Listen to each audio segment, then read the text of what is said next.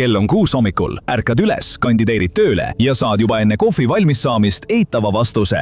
Mitte inimene, vaid algoritm otsustas sinu tuleviku sekunditega. Sa kohendad oma CV-d, kirjutad motivatsioonikirja ümber ja vajutad saatmisnuppu ikka ja jälle. Ja jälle, sadu avaldusi, sadu meile avaldas muljet, millele järgneb kahjuks.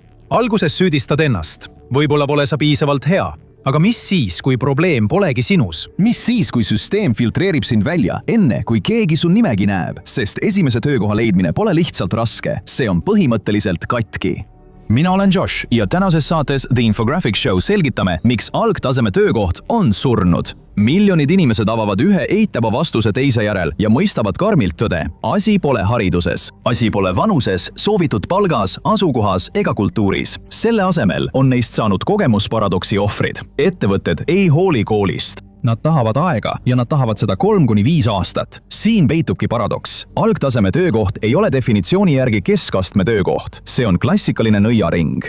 Nad tahavad kogenud inimest algtaseme tööle, aga nad ei anna sulle võimalust seda kogemust saada. Kuidas sa siis peaksid tööle saama? Sellest on saamas norm läänemaailmas.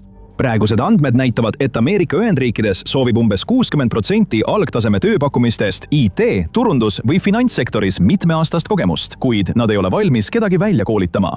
Nagu üks rahulolematu tööotsija kirjutas Redditis, mis juhtus sellega, et kasvasid oma rolli sisse. Just nii majanduslik mobiilsus toimibki. Ilma selleta jäävad miljonid noored inimesed karjääriredeli alumisele astmele kinni, ilma võimaluseta ülespoole liikuda.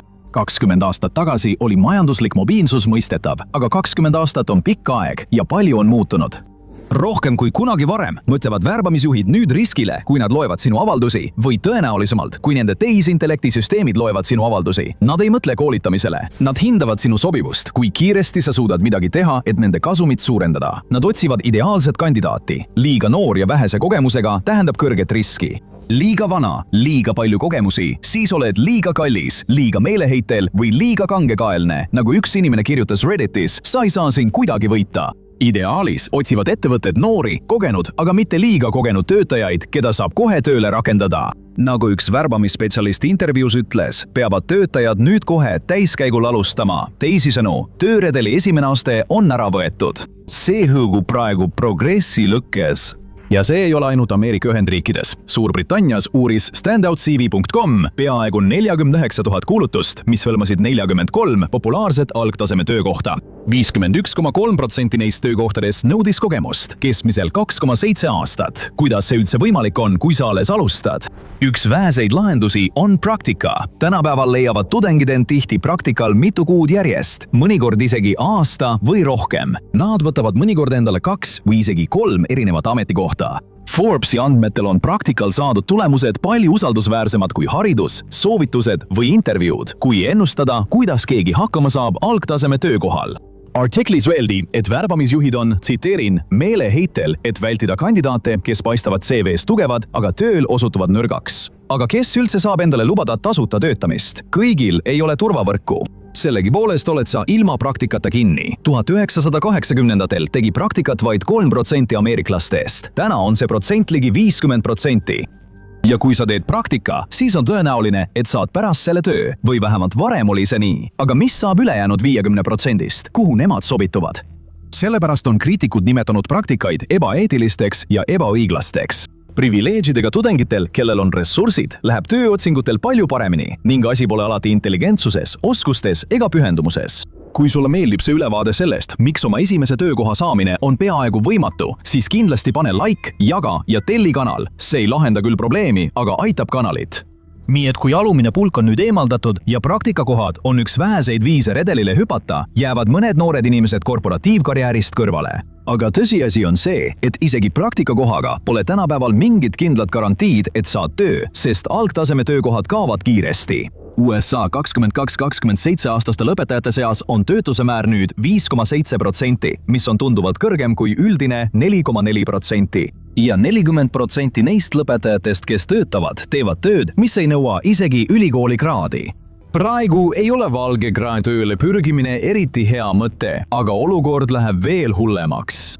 tegelikkus on see, et paljud ettevõtted kaotavad praegu suurema osa oma algtaseme töökohtadest. Osa probleemist on allhange, mis mõte on palgata algtaseme Ameerika IT-töötajad palgaga $36,000 kuni $66,000 aastas, kui sama töö saab allhanke korras anda kellelegi Indias või Vietnamis, kellelegi kogenule, kes saab kohe tööle asuda. Mida sina teeksid, kui sul oleks oma ettevõte? 2024 aastal kirjutas Forbes USA allhankest, et 37% väikestest ettevõtetest annab vähemalt ühe IT-protsessi allhanke korras teha. See ei kao kuhugi. Aastaks 2029 prognoositakse, et ülemaailmne IT-allhange suureneb $812,7 miljardi võrra. Sama artikkel ütles, et praegu annab 66% USA ettevõtetest vähemalt ühe osakonna allhanke korras teha.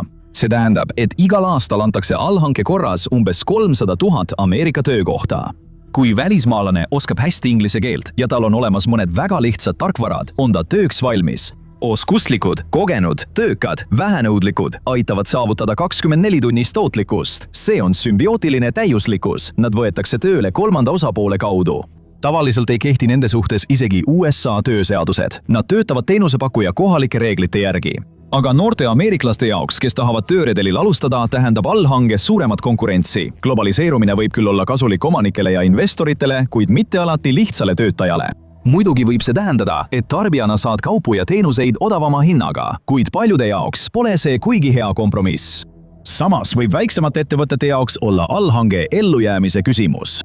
Vajad veebilehte, logo, videotöötlust või digiturundust ning ülemaailmne vabakutseliste turg võib sulle tõesti kasuks tulla. Allhange võib aidata ettevõtetel jalad alla saada ja paremini käivituda, kui üldse mitte alustada, sest võid laieneda ja palgata rohkem inimesi. Aga kas suured tehnoloogiaettevõtted peavad tõesti nii palju allhankeid kasutama? Need samad suured tehnoloogiaettevõtted, kes on hiljuti andnud rahulolematutele Ameerika töötajatele korralduse kontorisse tagasi tulla, ehk RTO korraldused. Umbes 46% ettevõtte töötajatest, kes said need korraldused, ütlesid, et nad kavatsevad lahkuda. Aga uuringutest selgus, et 53% ettevõttest ütles, et nad salaja lootsid, et paljud nende töötajad lahkuvad. Seda nimetatakse vaikseks vallandamiseks. Miks? Neil polnud neid vaja, aga nad ei tahtnud tegeleda vaevaga, mis kaasneb nende vallandamisega. Ometi Gallupi andmetel 2023 aastal vähemalt 50% USA tööjõust tegid vaid hädavajalikku, teades, et nad vallandatakse. Suurbritannias ütles Gallup, et 90% töötajatest ei olnud oma tööga seotud ja olid jõudmas selleni, et teha vaid hädavajalikku. Aga nüüd pole paljusid neist töökohtadest enam olemaski. Nad tahtsid lahkuda ajal, mil kõike oli külluses, aga need päevad on möödas. Nüüd on kõik trumbid ettevõtete käes. Nad võivad ka sinu töö allhanke korras välja anda või palgata kellegi, kes on valmis tegema 24-tunniseid vahetusi, ei võta kunagi vaba päeva ja teeb väga harva vigu. Tehisintellekt on kontoris uus lemmik. See on peamine põhjus, miks nii paljud algtaseme töökohad kaovad või kaovad tulevikus, mitte allhange. 2024 aastal küsitleti 804 värbamise eest vastutavat juhti ettevõtetes tehisintellekti teemal. 78% ütles, et nende ettevõte plaanib selle tõttu vähendada värskete lõpetajate palkamist. Mõned ütlesid, et kärped on väikesed, võib-olla ainult umbes 3–10% töötajatest. Teised nägid ees ootamas tõsiseid koondamisi. Üle kümnendiku ütles, et vähendused võivad ulatuda 15–30%-ni.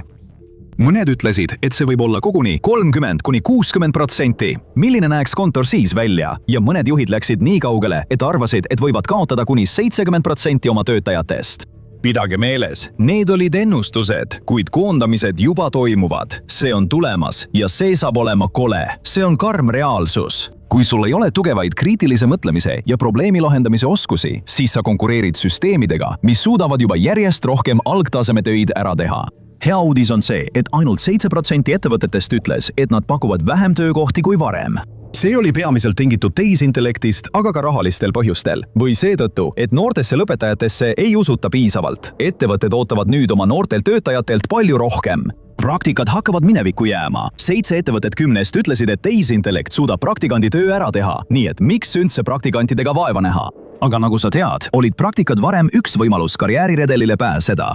Maailma Majandusfoorum teatas 2026 aasta märtsis, et eelnenud 18 kuu jooksul oli algtaseme töökohtade arv USA's vähenenud lausa 35% ja see oli peamiselt tingitud tehisintellektist. Odav, usaldusväärne ja kuulekas tehisintellekt ja kui Anthropicu tegevjuht Dario Amadeil on õigus, kaob järgmiste aastate jooksul 50% valgekraede algtaseme töökohtadest. ta hoiatas, et see toob kaasa tööturult väljatõrjumise ja majandusliku võimu koondumise. ta arvab, et ettevõtted peaksid töötajaid ümber paigutama, et vältida koondamisi. Inimese ja tehisintellekti vaheline mugav suhe töökohal näib pigem selline, kus inimestel palutakse oma laud tühjaks teha. Briti Standardite Instituut küsitles 2025 aastal 850 ettevõtte juhti Austraalias, Hiinas, Prantsusmaal, Saksamaal, Jaapanis, Ühendkuningriigis ja Ameerika Ühendriikides. 41% neist ütles, et nad on juba asendanud töötajaid tehisintellektiga. 43% ütles, et plaanivad järgmise aasta jooksul veel inimesi töölt vabastada. Lõppkokkuvõttes on kõik seotud tootlikkuse ja efektiivsusega. Massilise töökohtade kadumise pikaajalised tagajärjed ei paista muret valmistavat ettevõtetele, kes neid kohti kaotavad. Võtame näiteks Amazoni, ühe maailma suurima tööandja, kellel on umbes 350 000 kontoritöötajat ja kokku 1,5 miljonit töötajat üle maailma. New York Times teatas, et ainult Ameerika Ühendriikides töötab Amazonis umbes 1,2 miljonit inimest, kuid ettevõte plaanib paljud neist töökohtadest asendada. New York Times teatas 2025 aastal, et neil oli ligipääs sisemistele dokumentidele, mis näitasid, et ettevõte plaanib 2033. aastaks kaotada või mitte täita umbes 600 000 ametikohta. Selle põhjuseks on tehisintellekt. Umbes 75% Amazoni tegevusest automatiseeritakse. See on juba kontoris alanud. Eelmisel aastal koondas ettevõte 30 000 oma kontoritöötajat. Sellele eelnes 27 000 kontoritöötaja koondamine 2023 aastal. Aastaks 2027 tähendab Amazoni automatiseerimistehnoloogia, et 160 000 töötajat erinevates rollides ei võeta enam tööle. See hindab kokkuhoidu umbes $12,6 miljardit. Aga see tähendab kümneid tuhandeid või lõpuks isegi 100 000 töökohti, mis kaovad progressi tõttu. Ja ärgem unustage Mark Zuckerbergit, meest, kes tahtis alati inimesi nende lähedastega ühendada. 2025 aastal koondas ta 5% oma töötajatest. 2026 aasta aprilliks koondas ta veel 100 töötajaid, kui tema ettevõte püüdis katta kahjusid pärast seda, kui ekslikult arvati, et inimesed tahavad kogu oma aja veeta metaversumis. See oli suur risk, mis on Metale alates 2021 aastast hinnanguliselt maksma läinud $80 miljardit. Ettevõte on nüüd pöördunud tehisintellekti investeerimise ja töötajate vallandamise poole. Reutersi andmetel võib Zux kokku koondada 20% Meta tööjõust. Ta suunab ka $135 miljardit tehisintellekti arendamisse, keskendudes superintelligentsusele, sellisele tehisintellektile, mis võtab ära veelgi rohkem algtaseme töökohti. Tööhõive apokalüpsis on tulemas. Meeldib see sulle või mitte? Jack Dorsey teab seda. Ta ütles hiljuti aktsionäridele, et plaanib koondada 4000 oma 10 000 töötajast. Ta ütles, et kõik teised tehnoloogiasektoris teevad seda samuti ja tema tahab olla teistest sammu võrra ees. Tal on õigus, halastamatus ärimaailmas. Kui jääd maha, siis kaod mängust. Niinimetatud 4 suurt konsultatsioonifirmad Deloitte, EY, PricewaterhouseCoopers ja KPMG on samuti hüpanud tehisintellekti rongile. Kokku kuulutasid nad 2025 aastaks välja 44% vähem töökohti lõpetajatele kui 2023 aastal. Ainult PricewaterhouseCoopers plaanib Ameerika Ühendriikides algtaseme töötajate palkamist vähendada peaaegu kolmandiku võrra aastaks 2028. Ettevõte koondas 2024 aastal 5600 töökohta ja koondamisi tuleb veelgi. Kõik on juhtunud nii kiiresti. Vanal heal 2021 aastal teatas PricewaterhouseCoopers, et plaanib järgmise 5 aasta jooksul palgata 100 000 uut töötajat. Juhtus peaaegu vastupidine. See näitab, kui palju on asjad nii lühikese ajaga muutunud. Allhanke ja üha enam tehisintellekti kasutamisega muutuvad algtaseme töökohad peaaegu iganenuks. Need vähesed inimesed, kes tööle võetakse, peavad endast andma parima, samal ajal kui noortele korrutatakse pidevalt, et nad pole ärimaailmaks valmis. Aga millised töökohad kaovad esimesena? Hiljutised hinnangud näitavad, et 80% tavapäraste klienditeeninduspäringutega seotud kõnekeskuse tööst automatiseeritakse vestlusrobotitega aastaks 2029. Kõik need töökohad, mis viimase 20 aasta jooksul Läänest Aasiasse viidi, ei eksisteeri varsti enam ka seal. Kui need töökohad ka alles jäävad, siis neid on väga vähe, sest kõnekeskused võtavad kasutusele hübriidmudeli, kus inimene sekkub vaid vajadusel. Kes veel tehisintellekti giljotiini alla satub? Kontoritöö ja administratiivtöö kaovad. Tehisintellekti ja robotprotsesside automatiseerimine, RPA, haldavad juba praegu arveid, palgaarvestust ja lihtsat raamatupidamist. Inimesed jäävad küll järelevalvet tegema, kuid nad võivad töötada hoopis tehisintellekti kontrollispetsialistidena, kuid on väga ebatõenäoline või peaaegu võimatu, et järelevalvajaid oleks sama palju, kui oli varasemalt töötajaid. Mõned eksperdid väidavad praegu, et töökohad lihtsalt muutuvad. Näiteks muutuvad juristiavid palju paremaks, kui neil on robotist abiline. see on niinimetatud võimestamise argument, mille kohaselt meid ei asendata, vaid meile antakse justkui supervõimed. Selle argumendi probleem on see, et see põhineb suurel määral oletustel. Anthropicu majandusnõuandekogu liige ütles intervjuus ajakirjale The Atlantic, et isegi tehnoloogiaettevõtete juhid ei tea, mis juhtuma hakkab. Ta ütles sisuliselt, et nad tegutsevad üsna juhuslikult. Samas artiklis öeldi, et seesama tegevjuht rääkis 2025. aastal avalikult tehisintellekti mõjust tööturule. Nüüd on nad äkitselt kahtaselt vait jäänud. Realistid ütlevad, et ettevõtted teevad seda, mis on kasulik nende tuludele ja aktsionäridele. See, mis juhtub rahvaga, on teisejärguline. Tõsi, poliitikud võivad olla üritanud kehtestada poliitikaid, et piirata kahju, kuid praegu pole endiselt teada, millised need poliitikad võiksid välja näha. Üks asi, mida me teame, on see, et algtaseme töökohad on juba esimesed, mis kaovad. Olgu selleks siis inseneritöö, lihtne kodeerimine, andmesisestus, ajakava koostamine, lihtne arhitektuur, SEO-tüüpi turundus või lihtsate blogide kirjutamine. Arvuti teeb selle ära. Rutiinst, reeglipõhised, digitaalsed, madala riskiga tööd. Sa peaksid neid töökohti juba kadunuks pidama. Ellujäämiseks pead sul olema mitte ainult muljetavaldavad kognitiivsed oskused ja originaalsus, vaid ka tehisintellekti kirjaoskus. Üks ilma teiseta ei tööta selles uues nõudlikus reaalsuses. Aga see ei muuda siiski fakti, et sa ei pääse isegi karjääriredeli alumisele pulgale. Ja praegu on olukord veelgi hullem, sest Z-generatsioon peab konkureerima kõigi nende millenialidega, kes hiljuti oma töö kaotasid. Ka nemad kandideerivad algtaseme ametikohtadele. Pandeemia aastatel kasvas e-kaubandus, voogedastus ja kaugtööriistad arenesid kiiresti. Kokkuvõttes plahvatas digimaailm, kui me kõik harjusime uue normaalsusega. See oli suure lähtestamise ajastu, kus me pidime kasutama 4. tööstusrevolutsiooni uuendusi. Probleem on selles, et ettekujutatud tulevikku ei saabunudki. Kui metaversum läbi kukkus, aeglustus kasv ja intressimäärad tõusid, äkitselt hakkasid suured ettevõtted massiliselt koondama. Kasv asendus tõhususe, kärbete, vabanduste ja ettekäänetega. See jättis milleniaalid hätta. Z-generatsioon tõusis esile selles korporatiivses kaoses, kui milleniaalidele öeldi, et nad on üleliigsed. Pole siis ime, et 43% Z-generatsiooni töötajatest osaleb nüüd platvormimajanduses. See on umbkaudne hinnang. Sama kehtib ka milleniaalide kohta. Sõltuvalt allikast teenib nüüd kas 38%, 45% või isegi kuni 78% milleniaalidest tulu platvormitöödest. Mõned teevad seda, et oma sissetulekut täiendada. Mõned hindavad paindlikkust, kuid paljude jaoks pole see valikuvõimalus. 2024 aastal teatas LA Times, et 38% kõigist ameeriklastest oli töötanud platvormimajanduses, andes majandusele $1,27 triljonit. See artikkel viitas, et valitsusel lasub vastutus muuta selline töö jätkusuutlikumaks, sest praegu see nii ei ole. Platvormitöötajatele on väga vähe kaitset. Niinimetatud ebakindel töö muutub normiks. Meile öeldakse, et üha rohkem inimesi on ärakasutamise ohus. NN rügamiskultuuriga ei kaasne tavaliselt turvavõrke. Töötajad võivad sattuda olukorda, kus nad teevad 12-tunniseid vahetusi ja töötavad mitmel töökohal lihtsalt ellujäämiseks. See on üks põhjusi, miks nii paljud kolivad välismaale. Noored inimesed, isegi keskealised, ütlevad, et kui nad peavad rügama, siis teevad nad seda seal, kus see neile kõige paremini sobib. Digitaalsete nomaadide prognoosi kohaselt teatas 2025 aastal 39% Z-generatsioonist ja milleniaalidest, et nad kavatsevad järgmisel aastal välismaal töötada. Nagu selle teema kohta kirjutanud autor ütles, saab Z-generatsioonist kiiresti kõige rahvusvaheliselt liikuvam põlvkond ajaloos. Üks riikidest, mida see kõige rängemini on tabanud, on Ühendkuningriik, kus meedia räägib lausa eksodusest. BBC tsiteeris 2025 aastal Riiklikku Statistikaametit ehk ONS-i, kui ütles, et alates aasta algusest kuni juunini oli välismaale kolinud 195 000 alla 35-aastast inimest. Teises uuringus ütles 75% noortest brittidest, et nad kaaluksid lahkumist. USA andmed näitavad, et ka Ameerika Ühendriikides on need arvud kasvanud. Quartzis ilmunud artikli kohaselt, mis tsiteerib hiljutisi andmeid, on uus Ameerika unistus Ameerikast lahkuda.